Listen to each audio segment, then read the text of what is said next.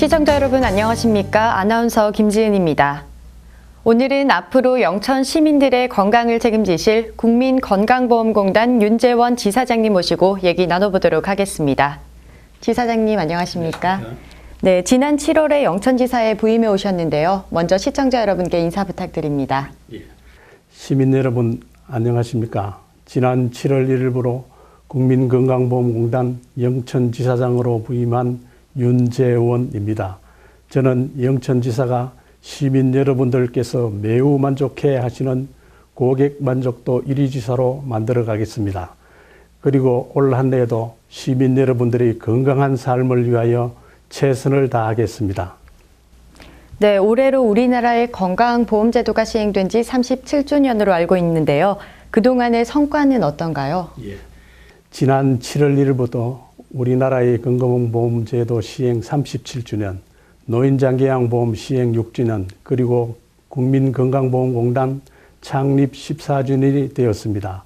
그동안 우리나라의 국민의 소득 수준이 높아지고 삶의 질이 향상됨에 따라 건강에 대한 관심과 의료에 대한 수요도 크게 증가되었습니다.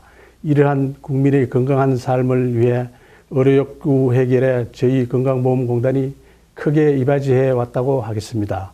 우리나라의 건강보험은 잘 아시다시피 1977년에 근로자 500인 이상 사업장을 시작으로 1989년 도시지역 의료보험이 실시됨으로써 세계 최단 기간인 건강보험제도 도입 12년 만에 전국민 건강보험 시대를 열었습니다. 이는 세계에서 가장 빠른 기간 내에 전국민 의료보장을 달성하였으며 국민들께서는 비교적 낮은 보험료를 부담하면서 양질의 의료 서비스를 받을 수 있도록 병원 문턱을 낮추어 국민보건 향상에 크게 기여하여 왔다고 하겠습니다. 그러나 아직도 62.5%의 낮은 건강보험 보장률과 보험료 부과의 불형평성 및 저출산 고령화로 인한 보험료 부담 계층은 줄고 진료비 지출은 늘어나는 노령화 시대에 접어들음에 따라 건강보험의 지속 가능성이 위협받고 있는 실정이며 이에 대한 대책이 마련이 절실한 시점에 와 있습니다. 네, 건강보험제도의 지속 가능성이 위협받고 있다고 하셨는데요. 구체적으로 어떤 문제점이 있고 또 이를 해결하기 위한 대책에는 어떤 것이 있을까요? 건강보험 지속 가능성을 위험하고 있는 것은 크게 두 가지로 말씀을 드릴 수 있습니다. 첫째는 건강보험료 수입 부분에 관한 것으로서 공단에서는 가입자에게 보험료를 부과하는 기준을 보험료 부과 체계라고 합니다. 현재의 보험료 부과 체계는 전국민 건강보험 시행 초기인 1989년도에 설계된 것으로 25년이 지난 현재에는 맞지 않는 부분이 있는 것도 사실입니다. 따라서 소득 중심으로 보험료 부과 체계 개편이 필요하다는 것을 말씀드리겠습니다. 둘째는 보험재정 지출 부분으로 보험재정의 누수 요인이 되고 있는 진료비 청구 지급 제도를 정상화해야 한다는 것입니다. 의료 공급자인 요양기관에서는 보험자인 건강보험공단에 진료비를 직접 청구하지 않고 심사기관으로 진료비를 청구하는 제도는 세계에서 유례가 없는 우리나라만의 특이한 제도입니다. 이는 무자격자 진료 및 사무장 병원 등 재정 누수를 유발시키는 요인으로 공단에서는 이를 바로잡고자 노력하고 있습니다.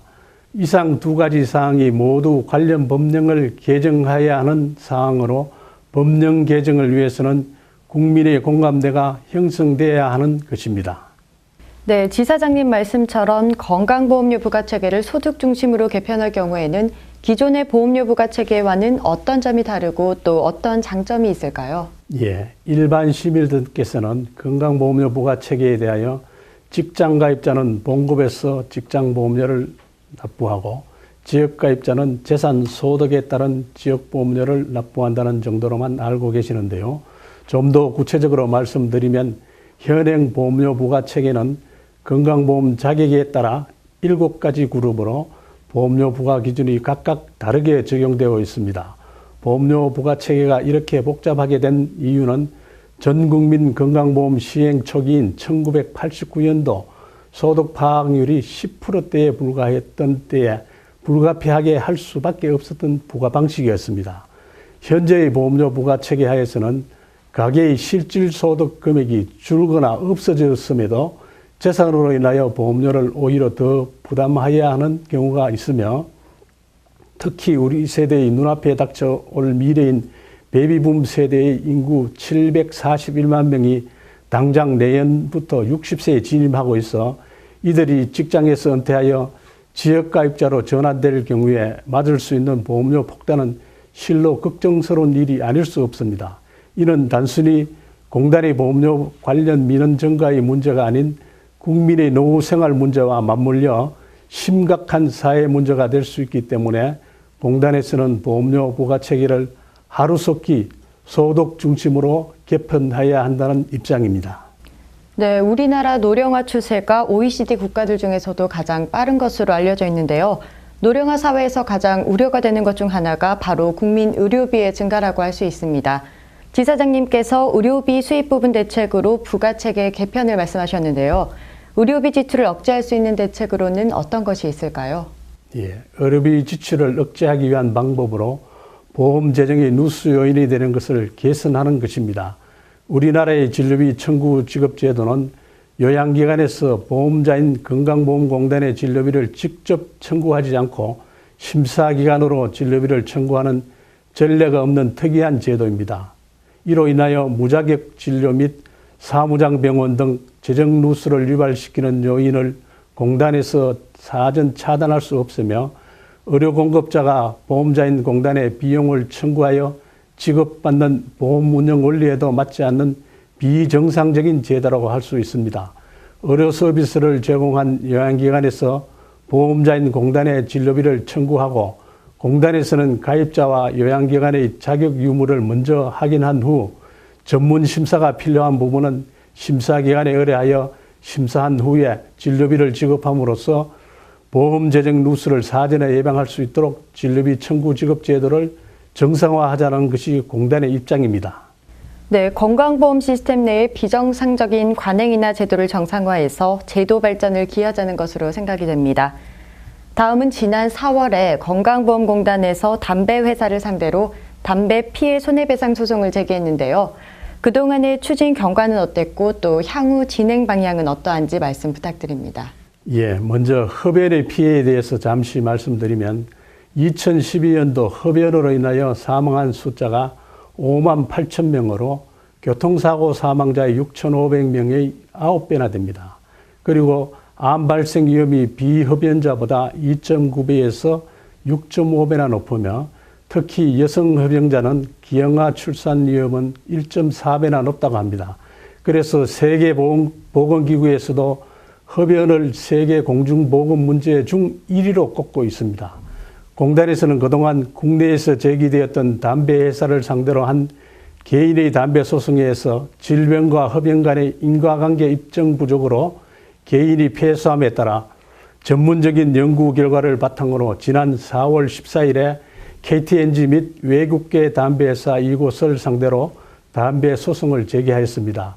공단에서 보유하고 있는 빅데이터를 활용하여 연구한 결과 흡연과 질병 간의 인과관계가 있는 진료비가 매년 1조 7천억 원이나 지출되고 있는 것으로 확인되었으며, 이번 소송에서는 효율적인 소송 진행을 위하여 흡연과 직접적인 인과관계가 있는 것으로 인정되는 폐암 중에 소세포암과 후두암 중 편평세포암 환자의 공단 부담 진료비 537억 원에 대하여 먼저 소송을 제기하였으며, 추후 소송 범위를 확대해 나갈 계획임을 말씀드립니다.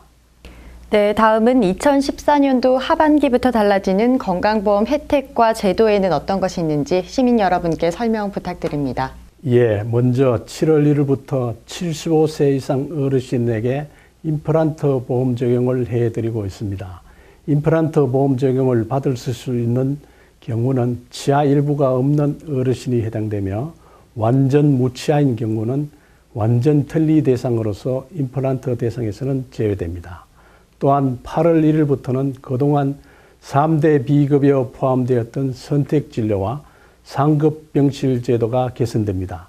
먼저 선택진료는 선택의사의 및 추가 비용을 단계적으로 축소하여 환자 부담 경감 및 원치 않는 이용을 완화하도록 하였습니다.